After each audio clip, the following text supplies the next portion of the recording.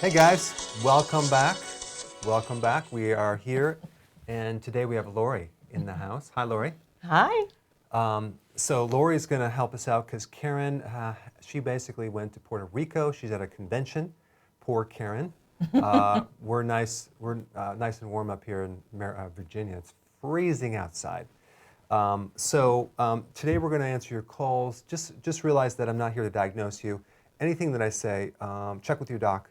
This is meant for educational purposes, for you to do your own research. Okay, I'm not trying to cure anyone of any type of illness or disease. Okay. Hey, and by the way, later, I got some real juicy information for you guys. It's on calcium. This is not boring information. This is life-changing, and it has to do with a condition that I think a lot of people have a problem with. Probably the majority of the population has a problem with calcium. And there's a condition where calcium starts to invade the inside of the cell and creates a whole series of issues. Normally, you have these minerals that are inside and out of the cell. Calcium basically is in a concentration of 10,000 times more on the outside than the inside. And when the calcium leaks inside the cell, boy, you get a whole bunch of issues, which you may have an issue with. I'm going to talk about the symptoms from that. I'm going to talk about what causes it and what you can do to reverse it. It's so simple. So do not avoid watching this entire show because we're going to cover it throughout. And I think it's life-changing information, and it's some data that you've never heard before. This is brand new information. Yeah. Good. So we're going to really jump right to Malaysia. There's someone by the name of Fubas, I think it is. Are you there? Yes, good morning, Dr. Good morning. Dr. Berg. Good morning. Good morning. I'm on keto for the last 1 year, 1 month. Okay. And I was 352 pounds. 353 and pounds? I have, yes, that's right. That's not bad. And now I only weigh 100, yes. And now I only weigh 187 pounds. Wow. Congratulations. Thank you very much. My waist was 58 inches, and now it's only 40. Amazing. Amazing.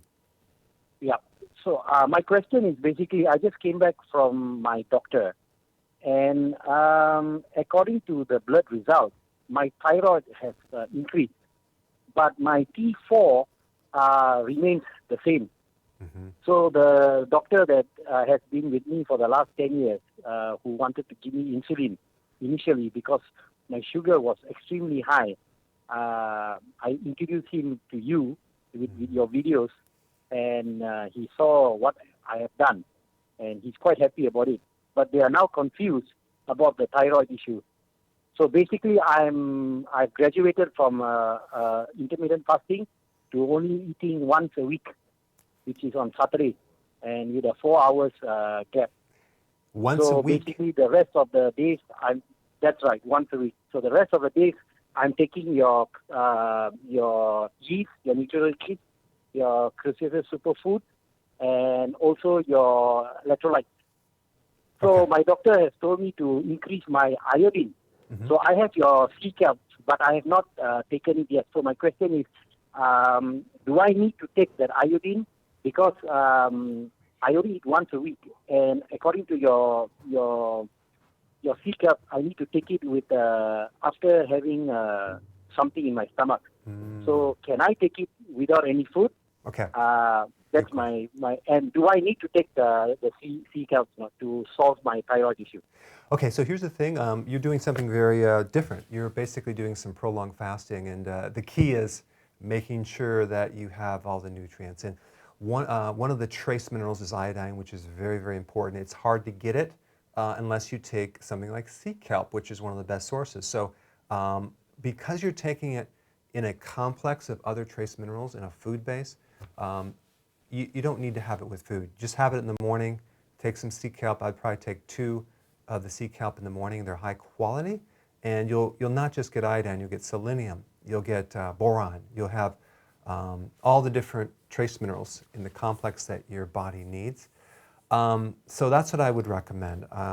The other thing is that, and I'm assuming you're taking B vitamins as well, The other thing too is you had a problem with blood sugars and probably a liver problem. That's all getting better.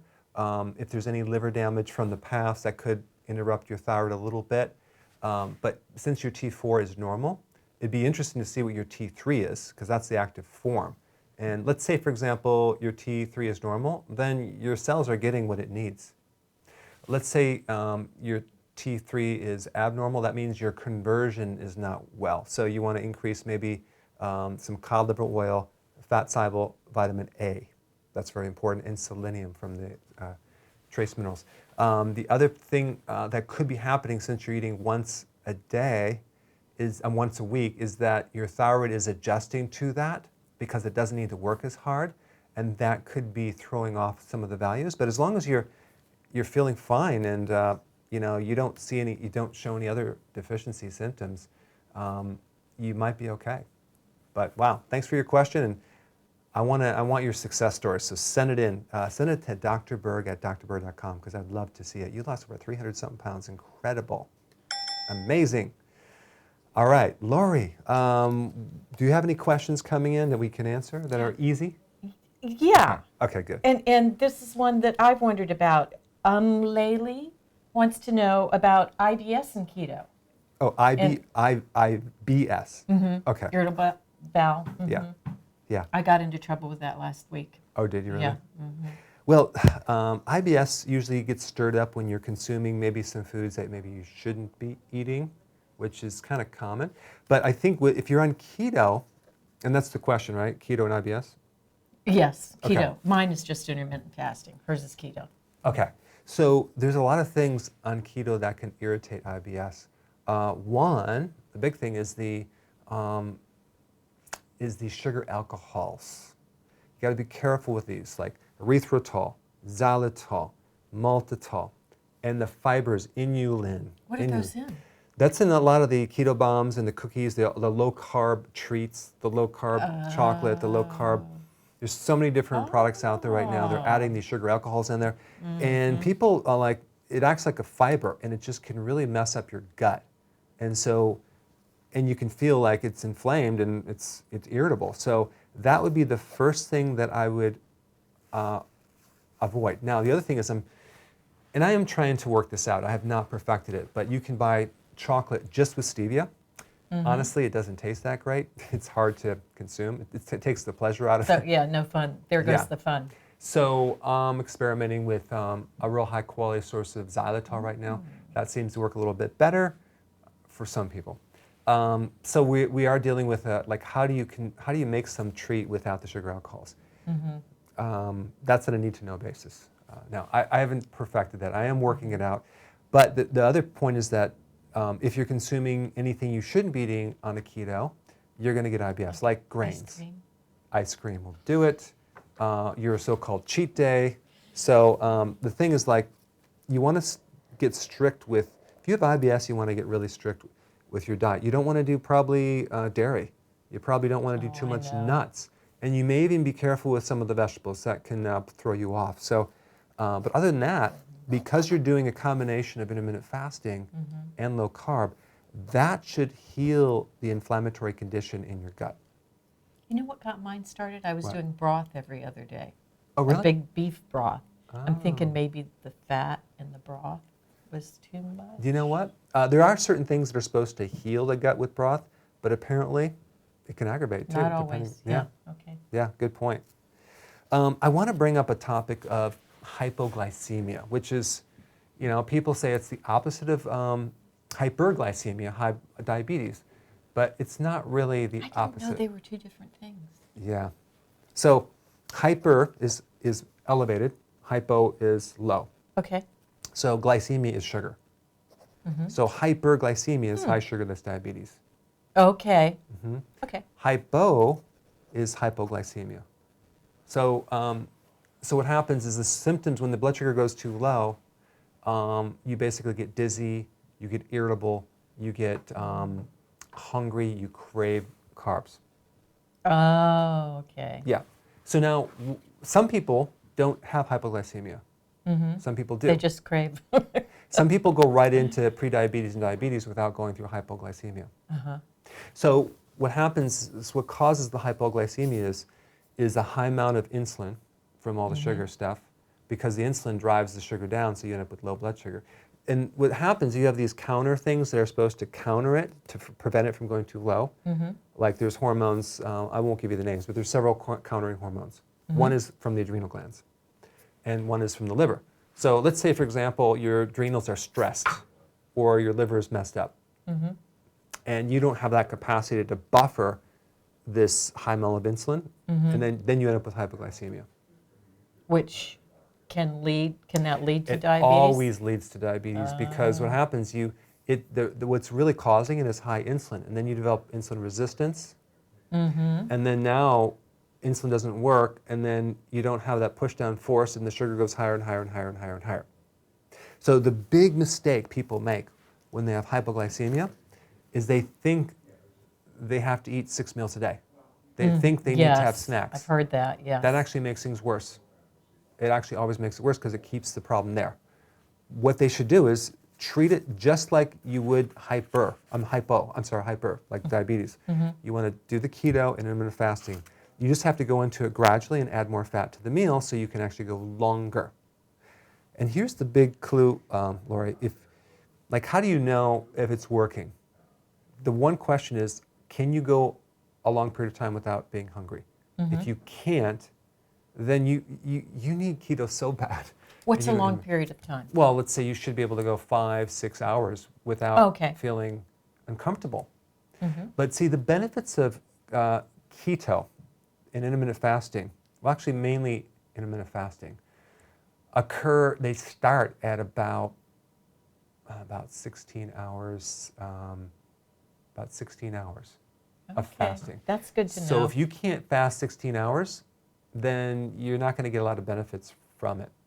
So, it's amazing how easy it is once you get past those first couple of days. Yeah. But every once in a while, I'll have a hard day where I want to cheat, and it's good to know, don't cheat until you're 16 hours in. Let's say, for example, your last meal is at 6 o'clock at night. Okay.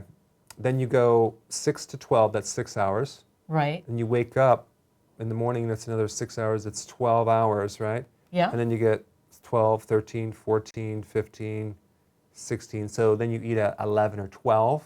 That's when you start noticing changes. Yeah, and on the days I cheat, the weight, it's amazing. Even just a little bit, it messes it up. It totally messes it up. Yeah, and not just for one day, for a few days. Actually, it messes it up for a whole week on some people. The other point I want to bring up is that when you have a day where you crave, I will guarantee, if you look back the day before, you already ate something that wasn't quite right. Oh, interesting. If you ate something you shouldn't have had, and then all of a sudden the next day, you're going to have a hard time. Well, I certainly don't do that very No, often. I know you. Other people, like your husband. Yeah. Yeah, like him. So the other point I'm going to bring up is if you haven't slept or you're stressed, that can affect you the next day too. Like if you're hungry, you're going to be like unusually hungry. If you're stressed or you haven't slept, you're going to be unusually hungry the next day. I guess that kind of helps knowing that, because it is your mind. Because again, I told Steve this morning, I'm hungry, but no, I'm not. I just want that fun of eating. Well, let me ask you this. Was there anything yesterday that you ate that was borderline not that great? Well, I really love candy-coated baked beans, and they only have them at certain stores when you're traveling. You got to be kidding. Candy-coated baked beans. Okay, well, that would explain everything. So candy-coated baked beans. Oh, you asked. I'm sorry. So I will guarantee that's why you're hungry this morning, because it's just a fact from yesterday. Okay, well, that's encouragement for me to be better behaved. I am getting better. It's just I'm a work in process. So I'm going to give you a little tip. Okay, this is an extra tip. I'm not going to charge you for this. I'm just kidding. I will charge you. No, it's okay. If you do this occasionally because you messed up, and what are you going to do? There's a couple things you can do. One is you can exercise the sugar off.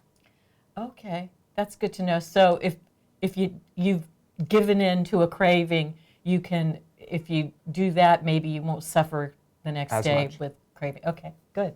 It's Yeah, good because to you know. get rid of that sugar. How Now, about drinking water? Would that help? no. Okay. What happens is if you exercise moderately, it takes about 60 minutes of like little slight jogging to get rid of the sugar. Mm-hmm. But if you actually do high intensity exercise for 20 minutes, Mm-hmm. or maybe even 30 or maybe 40, you'll completely clear out your glycogen reserve, and then you'll get right into fat burning. Okay. So just FYI. Mm-hmm. The last thing I'm going to say, and then I'm going to shut up because I have a lot of questions. Okay. Um, And then I'll shut up too. Okay. okay, good. So when you do intermittent fasting, and I'm going to cover this in a video later today, you actually improve your brain. Your brain actually I can tell. regenerates, right? Yeah. You get new brain cells. Yeah. But specifically a certain part of the brain called the hippocampus. And hippocampus comes from the Latin word which means seahorse because it looks like a seahorse. Mm-hmm. And you got two of them in your brain. Mm-hmm. Now they don't know exactly what it does for sure. There's theories, but it's involved with several things.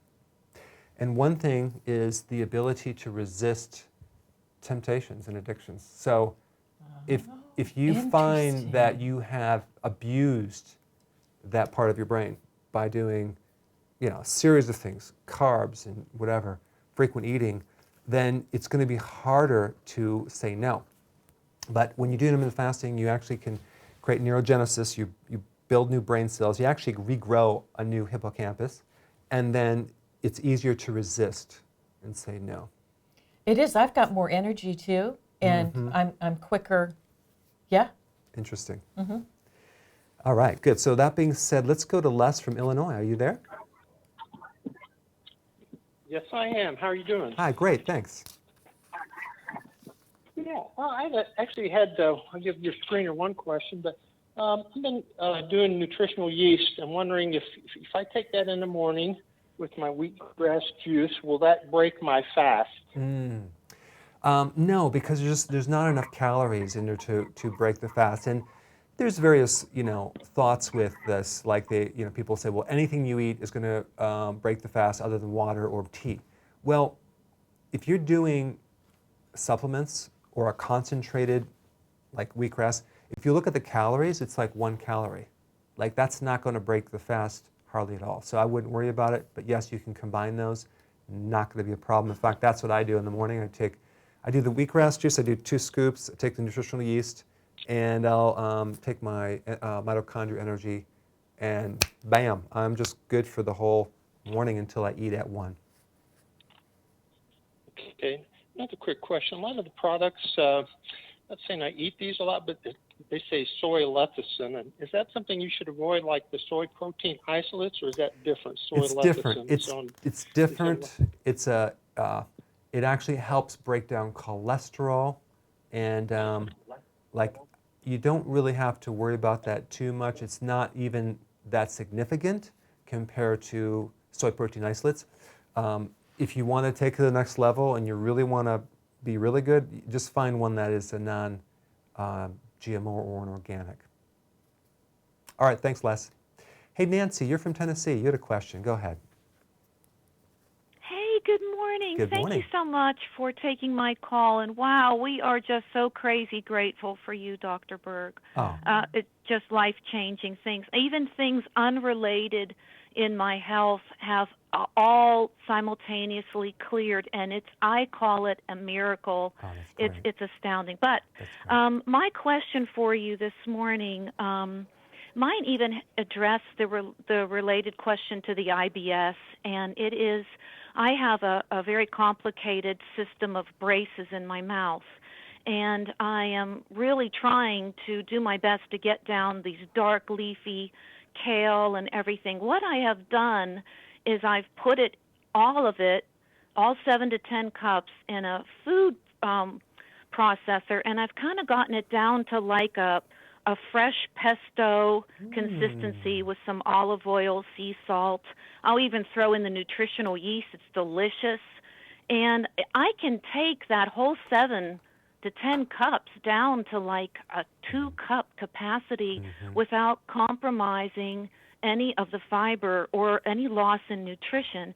So my question to you is it necessary that I actually masticate this food? Is the saliva important in the digestion, or can I do it all in this? I mean, you can even put this pesto over your protein, your baked salmon, your and you can still consume it, but just in a different creative way, as long as it's eaten fresh. Mm-hmm. Is that possible? Oh, yeah, totally. What are your thoughts Nancy, on that? I think this is a great idea.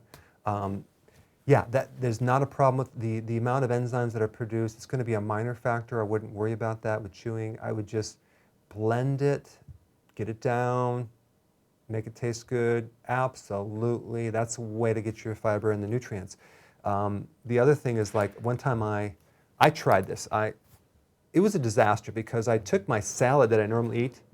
I think I just didn't have the right other things with it. But I took my salad and I put tomatoes in there and I blended it. I had a hard time consuming it. So I would imagine there's a way to do it, and you're doing it successfully. So I like the idea of pesto.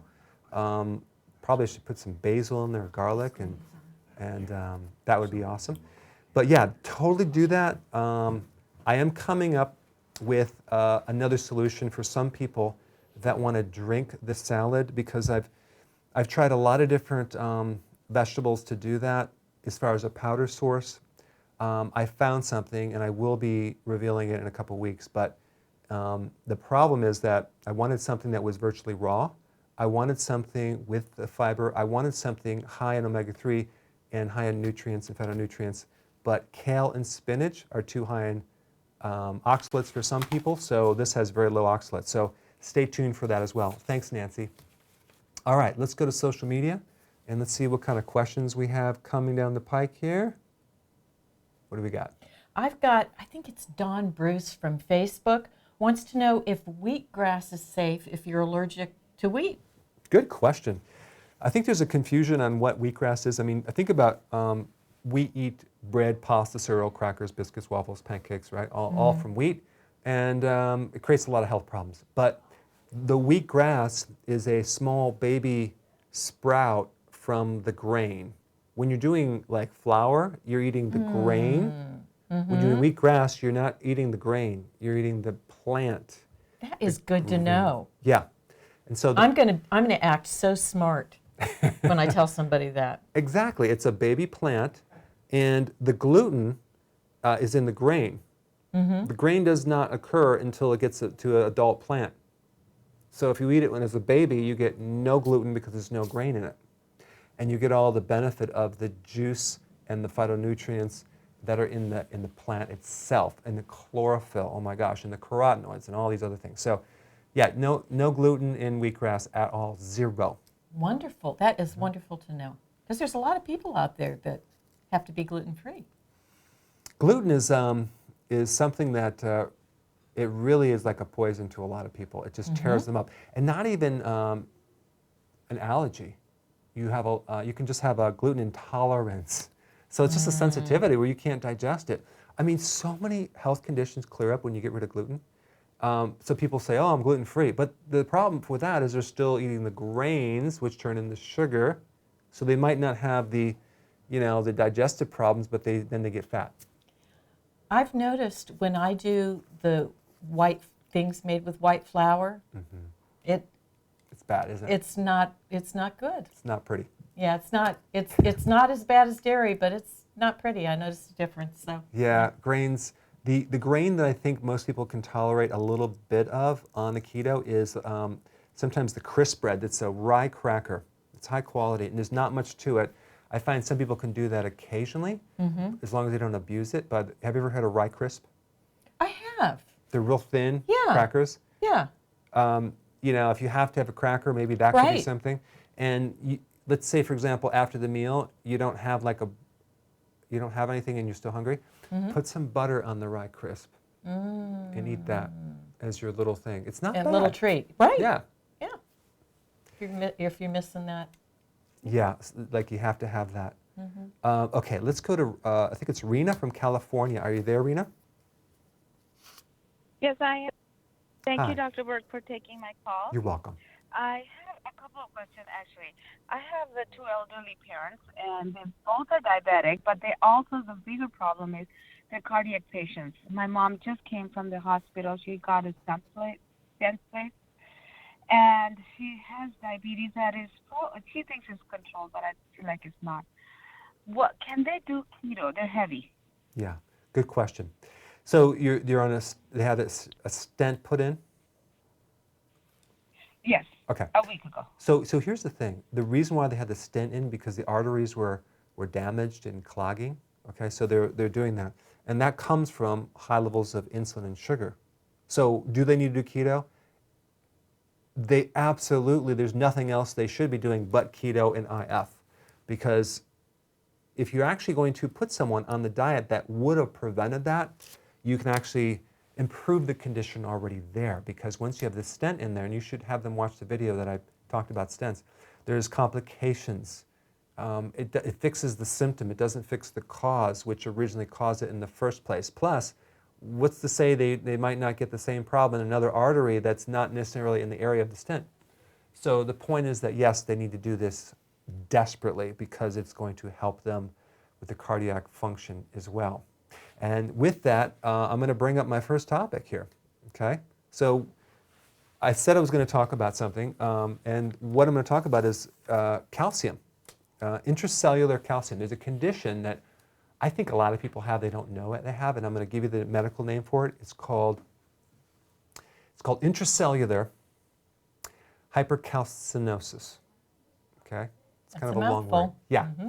And what that means is you have too much calcium in the wrong place. Okay? Now, let me just go through the conditions that this creates, because most of the calcium, like by a factor of 10,000 times more calcium outside the cell, inside the cell, and then, but the calcium is not just about bone. People think, oh, calcium, bone. It's about intracellular signaling, communication. It's involved in communication. In fact, you can't even release insulin without calcium. Wow. And so you can't fix this calcium problem, especially with calcium building up inside the cell, by avoiding calcium. You can't fix it by avoiding calcium. Now, if you go to the doctor with high blood pressure, what do they give you? A calcium channel blocker. Why? Because there's too much calcium inside the cell, so they have to block it. And then all of a sudden your blood pressure goes down. So one of the symptoms of intracellular calcium is high blood pressure, atrial fibrillation, heart arrhythmias. And I'm going to go down the list. Migraine headaches, myofascial trigger points. What's that? That's like when you have these knots in certain places in your body. Inflammation, cancer. Why? Because calcium is involved with cellular reproduction.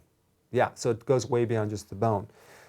Anxiety, bipolar, panic attacks, arterial sclerosis, and diabetes, neurodegenerative disease, degenerative joint disease, arthritis. So you have like all these conditions that so many people have, but it's because the calcium is locked up in the cell and it's in the wrong place. So the body likes to keep calcium outside the cell, not inside the cell. So if we just get a little bit too much, it creates a whole series of problems, which a lot of people have a problem with. Now, a little bit later in the show, I'm going to reveal what causes that and what to do about it. So you do not want to miss this, because this is vital information, and a lot of it you've never heard before. So thank you, Steve. That is really interesting, because so many people are on high blood pressure medicine too. I am. are. I'm working on getting off of it, but I mean, if you think about the calcium channel blockers, these calcium channels are communication channels. Another name for it is called a voltage-gated calcium channel block. They control with electrical activity. They're very electrical. It's very similar to a battery, and when that leads into what we're going to talk about later. But the point is that what else is a calcium channel blocker good for? Raynaud's syndrome. You know what that is? no. That's a circulation problem. If you go in the cold, all of a sudden your fingers get really, really purple and you lose circulation. So when you block the calcium channels, you actually get more circulation, because think about it. Calcium channel blockers lower blood pressure because because calcium contracts everything. Contracts smooth muscle. It's too much contractile function. And so if you get rid of that, and then you get vasodilation, you increase the blood flow. So calcium channel blockers help coronary problems, arrhythmias, so do a lot of things. Wow. But wouldn't you like to know what causes that so you can prevent that and maybe reverse that? Because there's side effects. But also calcium channel blockers are also good for asthma because the constriction of the bronchial tubes. Yes. Bronchospasms, laryngeal spasms, like you got this chronic cough or this throat thing. So it's involved in so many different things that you wouldn't think are connected. We are such complicated machines. We are, but it's simple when you actually start to put everything together, the puzzle. But I think a lot of people try to make it really complex, and that's why we convert these names into Latin names to make it sound really, really like we have, you have... it works on me. You have intracellular hypercalcinosis, and you're like, wow, what does that mean? I know. Sounds pretty scientific. Just means you got too much calcium inside the cell. See, that's much better. So stay tuned, guys. We are going to talk about this later. Do not click off. You will regret doing that because this is vital. New information could save your life. Let's go to Sharif from Toronto. Are you there? Yes, Dr. Berg. How are you? Hi, good, thanks. I have a question about. I am a thyroid cancer patient. My thyroid was removed 2012, so I am keep monitoring. So both sides of the thyroids are removed. So if you lighten up anybody who is going through this, how that will affect our day-to-day life with respect to going through IF and keto, because what I am seeing right now. My TSH, which is the opposite of thyroid, okay, so my TSH is going very, very low. So that means my dose is high. So the last 1 year, last 1 year, it's like went from 0.81 to 0.07. So for the last one was August 2017. 0.81 and then dropped another 3 months 0.19, then 0.07, and at that time my dose was decreased from 0.137 to 0.125. Then it increased, the TSH increased a little bit from 0.07 to 0.51. Then again I am doing intermittent fasting, it's dropping again, but my weight is stable now, 150 pounds. I am 5 foot 8 inches, but it dropped again TSH to 0.08, that is like last month. So my endocrinologist adjusted again to 0.112. For 0.137 to 0.125, and then again now 0.1125 or something. So my question is that because we don't have a automatically adjusting the thyroid level, we are relying on synthesized thyroid. If we do this IF and keto, if I go a little bit further, fasting or something like that, how our system going to automatically regulate this if we are taking the medicine? And is it okay to reduce the dosage this much? Okay, so this, let me just tell you about this. So you want to check with your doc before taking my recommendations. I'm just going to give you my opinion on it. The thyroid, the endocrine system is very dynamic, and it's you have all these feedback loops. So you have the thyroid stimulating hormone coming from the pituitary that's coming down to the thyroid. It's like telling the thyroid to release T4, okay?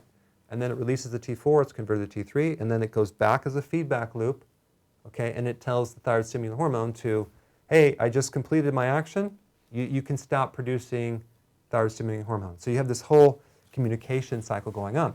Now, when you do intermittent fasting, it will alter this because the need for thyroid hormones go down when you do intermittent fasting. You don't need as much because you're not eating as frequently, so your body's adapting.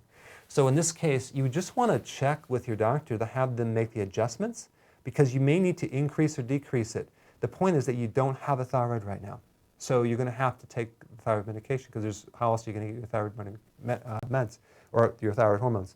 So you're going to have to take it, but you're going to have to adjust based on what your body's doing. The thing that I want to recommend is you may want to get a Armour thyroid, a natural that has the whole complex, like because of T4. Also realize that you may need some bile salts to help with your conversions. but you just need to keep doing intermittent fasting, add healthy ketosis, have your doctor make the adjustment, and you probably need a lot less. And as long as your body works with a lot less, who cares? But when you're actually doing intermittent fasting, the need for thyroid hormones goes way down. So if you take a lot of it, it'll just shut down the feedback loops because your body's like, oh, we have too much. So it shuts down the production, even though you don't have a thyroid to have that work. All right. I hope I didn't complicate things too much, but thank you. Hey, Denise, you had a question. You're from Colorado. Go ahead.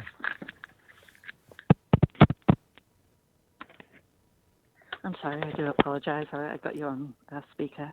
I'm interested in how to lower down my cholesterol. I've been doing intermittent fasting since middle of November, but I think the issue has always been with me with the carbs, not necessarily the breads or the pastas, but the sugars. I eat pretty healthy, lots of vegetables, and I eat salmon all the time. But my cholesterol number is 294, my HDL is 62, and my LDL is 202, and the triglycerides are 150.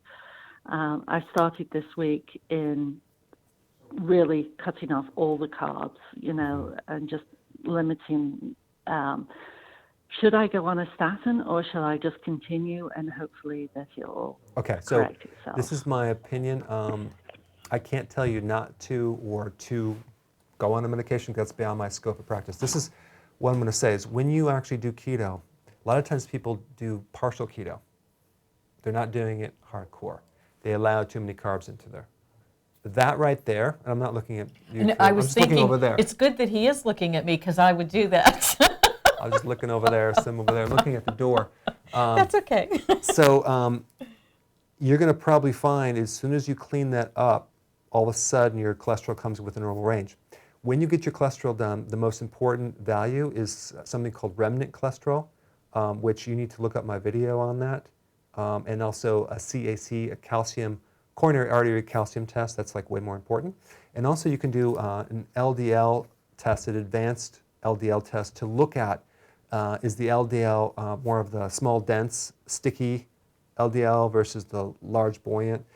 Because here's what happens when you do keto, and let's say your diet's perfect and your cholesterol goes high. Well, guess where that's coming from? It's coming from your fat cells. Your fat cells are loaded with triglycerides and cholesterol.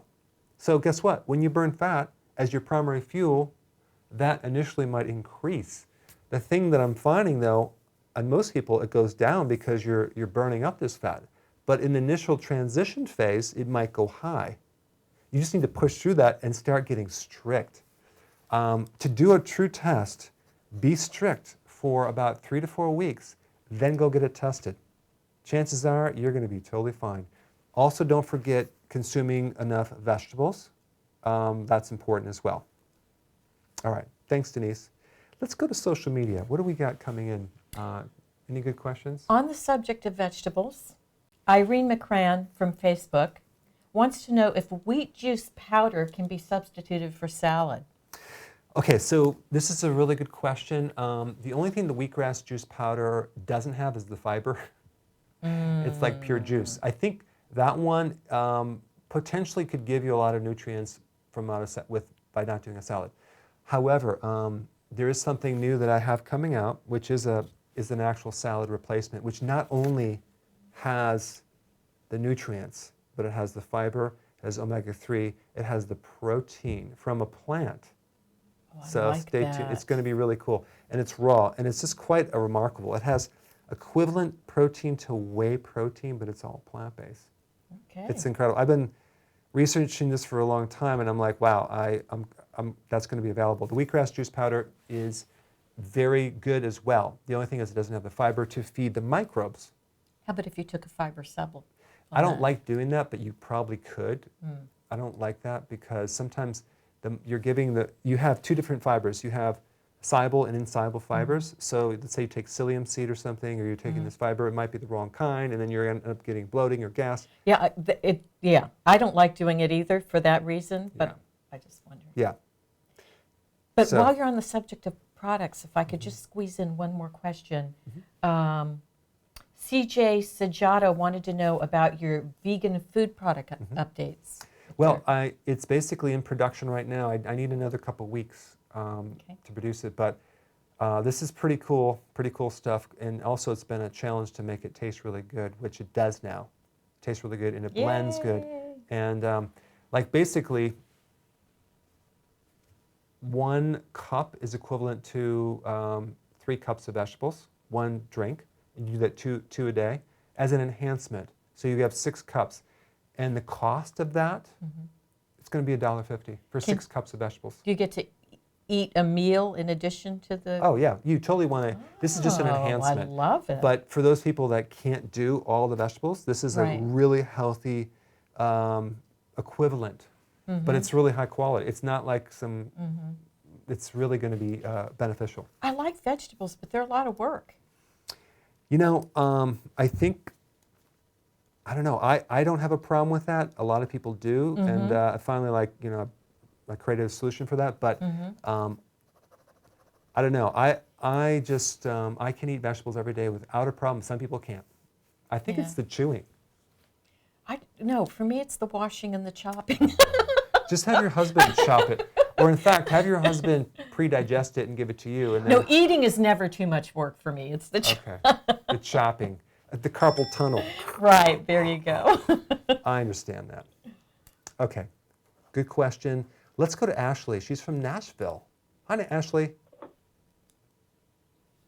Hey, Dr. Berg. Hi. Thank you for taking my call. Sure. I've been your loyal follower and has been on ketogenic diet for 3 years and also on intermittent fasting. I eat a lot of kale, onion, nuts, seed, stick kelp, and I added about 2 mushrooms a day. Well, in fall, I ordered some liver from U.S. meat market, and I ate the second. I finished 1 pound of liver in about a week, and when I eat the second one, I start to experience the bleeding, and I start to do research, and it looks like I have copper toxicity. I have an ovary cyst. What happened was I called 3 weeks ago, and I mentioned that I have been on menopause for about 2 or 3 years, and my period come back, and I thought it's a reverse of just become younger, but really it got me concerned because so far it has not stopped yet, and it got me to. And I did went to see my OBGYN, and he found that I have ovarian cyst about 2.5 centimeter on both sides, and he said if it grow to 5 centimeter, he will have some concern. And so I did some research. I concerned about it maybe related to copper toxicity because I eat a lot of plant-based food and has a lot of copper, and on the top of that, I add the liver and things may be overloaded. And so I think that my way to try to reverse that is I take some zinc, and I also, because zinc and the copper, I think they oppose it with each other, and I also take some bentonite clay, and I try to reduce the plant-based food and just eat more, just have more meat, not really more, still 3 ounces, but I reduce the plant-based food, try to reduce the copper intake. But now I also found that my urine has some foaming, and so that's the indication the kidney has some issue. Then I shouldn't take meat, protein, and so I'm in the dilemma of both. That I wanted to reduce the copper, and I try to reduce the plant-based food, and now the kidney, the foaming urine, give me the indication that I really shouldn't take meat, protein either, and so I wanted to ask your opinion if you have any practice for that, and also I'm also thinking about taking distilled water. What's your thought about that? Well, it sounds like you're stuck between a rock and a hard place. So let me give you some tips on that. When you have too much copper, it becomes very toxic. Copper and iron are very toxic to the body. They react and create something called the hydroxyl radical. It's like the most highly reactive thing that produces free radicals. Thanks, Steve. So what you want to do to lower copper is take a little zinc. Zinc inactivates copper toxicity. Wouldn't be a bad idea for that. That being said, it might not hurt, especially on an empty stomach, to take EDTA. It's a chelator. And you could take it with distilled water. I think you should, because if you take it with mineral water, it takes the minerals right out of the water. But it's called EDTA, is one of the best chelators. You take it on an empty stomach, you can get it in a tablet. It pulls out these heavy metals. And I think that will be very beneficial, because the heavy metals can trigger the growth of tumors and cysts. The other mineral to take would be iodine. So, because that'll actually reduces the cyst. I think what happens during menopause, though, you have this drop of progesterone, but then you also have the relative ratio of higher amounts of estrogen. So you gotta, I think, partly this is an estrogen imbalance. So you can improve things by taking some natural things to boost progesterone, maybe some progesterone cream, and then some iodine and some zinc, and then EDTA. That's what I would recommend. Thanks for your question. All right, what do we got? I selfishly want to know about this too. Okay. Melissa, cunt name from Facebook, wants to know if you have any advice about fixing a fatty liver, and if so, how long till you can see results? I'm going to answer that, but I also want to just mention real quick, guys, if you're on the line, I still have not told you what causes intracellular calcium. Stay tuned. We're going to answer that real soon. So right when maybe in about 10 minutes or so. Actually, no, about 9 minutes. So stay tuned, because you want to know this information. And then I want to know. Yeah, you do. But as far as the fatty liver goes, this is like really, really, really, really common for so many people. How do you know you have a fatty liver? All you do is you look down. Look down right now. If you actually happen to see something sticking out down there around your stomach, then you know your liver is fatty. So if you have fatty liver, it means you had high insulin. So you need to do keto and IF over a period of time. The other thing that will speed things up is choline. You can get it in a powder. Choline will majorly speed things up for you. And you can also find choline in a lot of cruciferous vegetables. So the combination of what I'm recommending, healthy ketosis, cruciferous, salads, and then cruciferous? That would be like kale, broccoli, Brussels sprouts, cauliflower. Like I went to a restaurant 2 nights ago, and I got some cauliflower. It was just this huge thing of cauliflower, and it was baked. It was so good. I ate the whole thing. Anything roasted or baked veggies, love them. Yeah, because when you actually steam or cook, not overly, but if you do that with your cruciferous, kale, broccoli, Brussels sprouts, cabbage, you release more phytonutrients. So these are things that you can do, but it's not that hard to fix a fatty liver. You just have to do the basics. How about if lower your carb. You didn't do the cruciferous veggies, but you did like the wheatgrass drink or? Yeah, that would help you. That would help you, but you probably need the fiber as well.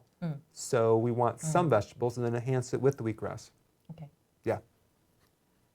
And do you know choline is one of the antidotes to a fatty liver. If you're choline deficient, you will get a fatty liver. Take a while, guess what choline is in. What foods? Veggies? Yes, but you're going to get more in egg yolks. Oh, I love egg yolks. Yeah. Like you would think that, oh my gosh, that's fat. No, it's not going to cause a fatty liver. It's going to reduce a fatty liver. So IHOP for lunch would be okay today for my 1 meal?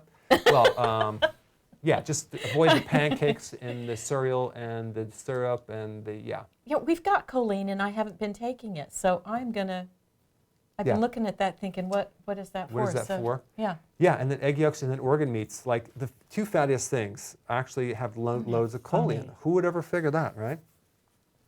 Okay, good. So we're going to go to Richard from Alaska. Are you there, Rich? I am. Good morning. Good morning. Okay, so I am a 63-year-old diabetic who eats one meal a day. I want to start a 48 or at least a 72-hour fast. And what I'm going to take on that fast, I'm going to drink bulletproof coffee because I don't believe it breaks my fast. I'm going to take your wheatgrass, your electrolyte powder. I have rock salt for sodium, and I will also drink green tea and then 1 or 2 tablespoons of apple cider vinegar. So, a couple of questions. Do I need anything else other than the list I just gave you? I think and how much rock salt should I? Oh, okay. The rock salt, I think you're going to need probably between a half of a teaspoon and maybe 3/4 of a teaspoon a day. As far as okay, and the other thing I was going to mention is that I was going to put that in water, so yeah. a half of a teaspoon a day. Okay, perfect. Yeah, probably spread that out. Probably spread it out. Just do a little bit through the day with your liquid. The other thing that the only other thing I think you're missing is the B vitamins. So nutritional yeast would be the other thing that I think you're going to need in this process. Okay, I do have nutritional yeast, but I also have a B vitamin as well. So perfect. I think you're going to be good, Rick. Should be pretty well set then. Yeah. All right. Let me know how it goes. I will. Thank you. Okay. You're welcome. All right. All right. Good. So now we are going to go to Colleen from Alberta. Hi, Colleen. Hi. Oh, okay. I did talk to you quite some time back. Yes. Excuse me. You probably won't remember, but because you talked about how you went camping and how much you loved Canada. Go gorgeous. Yes. Anyway, point being, we talked about the CAC, and you said, okay, well, when you can get it done, let me know the results. Well, my doctor wouldn't let me get it done. He did not feel that it represented any great, I don't know, whatever terminology he used. So I'm just like, okay, fine. Well, he's retired now, so I'll just go back to a different doctor. Anyway, wanted to let you know I got my A1C done. It's 5.6. And since I did a lipid profile, or he did a lipid profile on me at my request, and he did the Framingham risk score, I'm at 4%, and he said, whatever you're doing, keep doing it. And I told him I'm following you, because he thought I was following this doctor in the same clinic. I said, no, I don't fancy that guy too much, like in terms of what he's like. Mm-hmm. But I wanted to mention that, do you have an opinion on the possibility of having root canals causing trouble in terms of health, even wisdom teeth and cavitation, infection spreading throughout? Because this is obviously a documentary from Netflix. Just wondered your thought. I did not have any root canals, but I did have wisdom teeth 1 or 2 pulled. Mm-hmm. Otherwise, I am like feeling great. I do the wheatgrass electrolytes in the morning, and I don't eat until supper, and then go to bed until I screw up and cheat. Right, of course, but we won't talk about that. I think, there is I'm very much against root canals. In fact, I'm going to do a video on that because it's a can of worms. There's a lot more to talk about it. But here's the thing with the bacteria in the teeth. They're finding that those microbes are also located in other parts of your body, like your knee joints and your arteries and your heart. So like, what is the bacteria from your teeth and your arteries and your heart?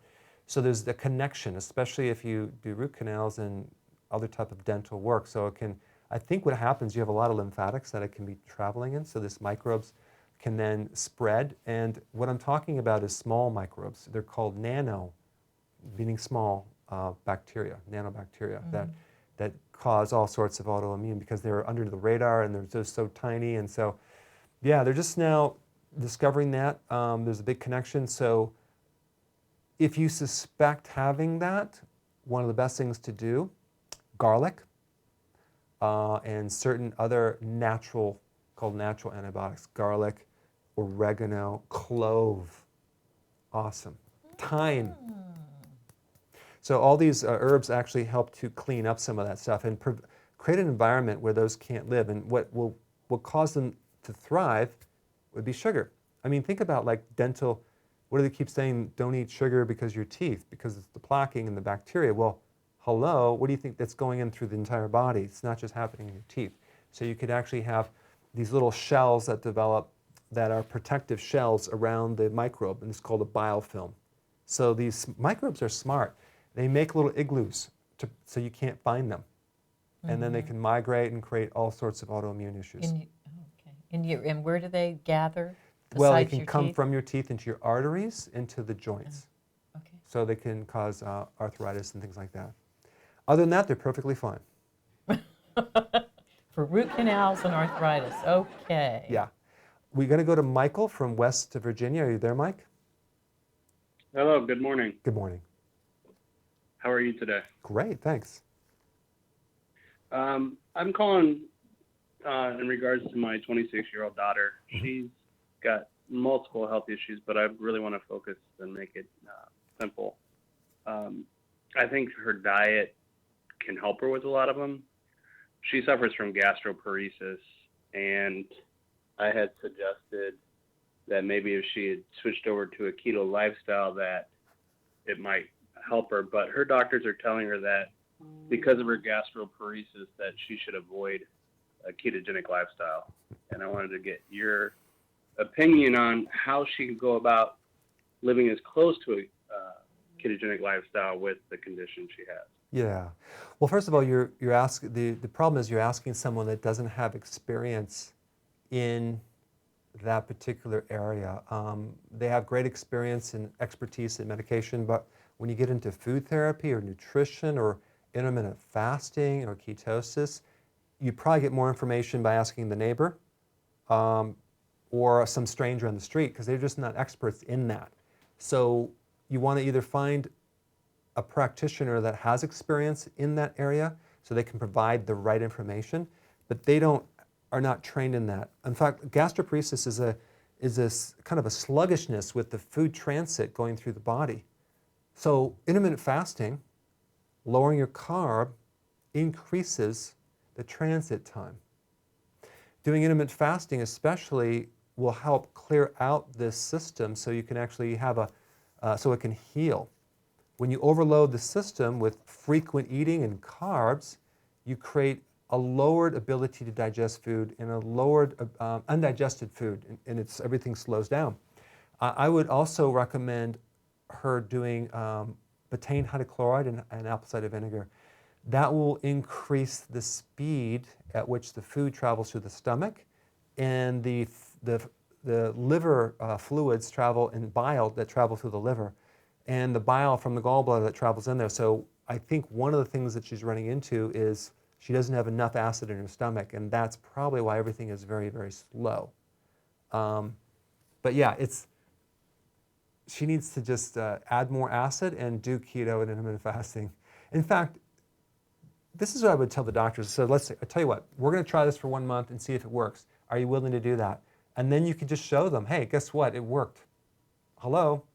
And then what are they going to say then? But the point is that doctors are there to work for you as a consultant. They're going to give you suggestions. And not every single doctor always gives the best information. Okay. Thanks for your call, Mike. All right, guys, now we're at the point where I'm going to reveal something so important. So if you've checked out right now, check back in right now, okay? If you're kind of focused in what I'm going to talk about. I talked about intercellular calcium, okay? Calcium that's building up inside the cell. We talked about it causes high blood pressure and circulation problems and migraines and even cancer and atrial fibrillation because it affects the pacemaker. And the bronchial stuff, and diabetes even. I mean, this is incredible. And so when you actually, there's a couple things that trigger it, okay, that cause it. It could be that you're taking too much of the wrong calcium. You're taking calcium carbonate, okay? Like most supplements are calcium carbonate. That's why women double their chances of getting a heart attack when they take calcium carbonate over when they're menopause. Well, guess why? Because it affects the heart. Because calcium is a contraction type thing. Okay? Okay, so... Is that in blood pressure medication? They take calcium... I don't know if it's in blood pressure, but I know they have calcium channel blockers as blood pressure medication. Okay. Okay, so let's talk about all the things that can actually cause this problem. Low vitamin D, okay? It's probably not the top cause, but it can cause this problem with calcium going inside the cell because you need vitamin D to work with calcium. It also could be low magnesium, which makes sense because people don't eat vegetables. And so they're not going to get their magnesium. And by the way, if you take magnesium, you always want potassium with it. Same thing with potassium. You don't want to just take it as a straight mineral, take it with magnesium or in a complex food base or electrolyte thing that has everything because if you take too much of one thing, the other thing won't work. That's just a side note. So we have low magnesium, low vitamin D, low omega-3 fatty acids, which are very common too with a lot of people. So you especially, there's two types of omega-3. There's DHA, which is for the brain and the retina, and also you have EPA, okay, and that has to do with inflammation. So this is why too much calcium inside the cell can cause an inflammatory condition, and then cancer follows that as well. So we got vitamin D, magnesium, omega-3, and vitamin K2. Okay, so you may already know that. Vitamin K2, guess where that's from? That's from fatty foods. So you get vitamin K2, it's a fat-soluble vitamin from fat foods. So if you go on a low-fat diet, you're not going to get the K2, and you might get calcium buildup from that. Okay, the next two things are probably the most common reasons why people have intracellular calcium. Number one is glucose. Too much glucose, high sugar, will actually cause you to retain calcium inside your cell. And it's in everything. Everyone has that. So that's like real common, but there's one more thing, which is quite shocking. But this whole thing with glucose, if you just look it up, you know, high glucose causes calcium to migrate inside the cell. And of course you're going to get, this is why you're getting all these symptoms like inflammation, metabolic syndrome, high blood pressure, blah, blah, blah, blah.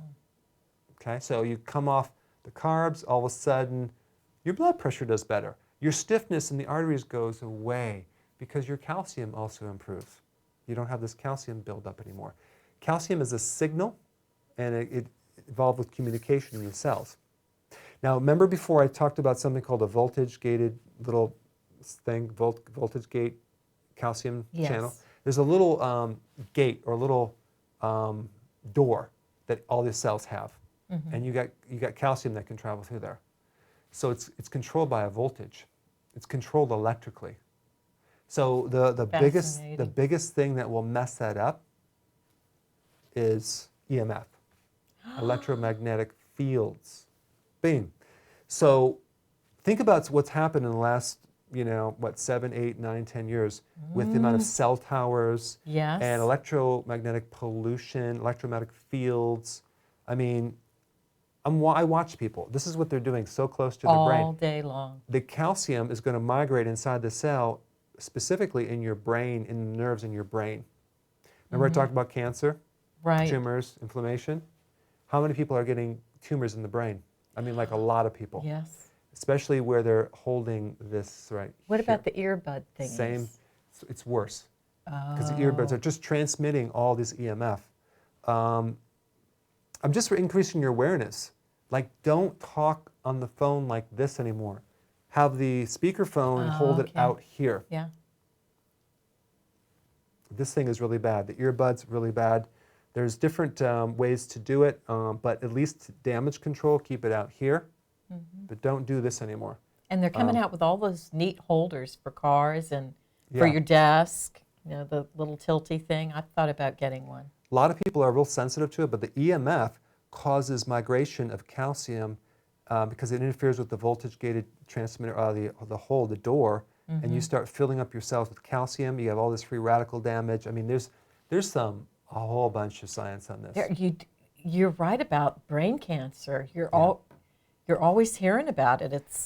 I think it's accumulative. I think you just need to. Never used to hear about that as a kid. And you just don't want to spend all day like this. I mean, I can see a temporary thing, but just realize that you want to be careful with that. Can I say that? Do you hear that, Steve?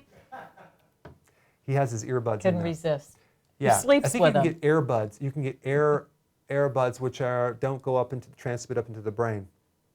I can feel. This is why I don't even like talking. I hate talking. I can feel it. I feel it in my brain like because a microwave. You know.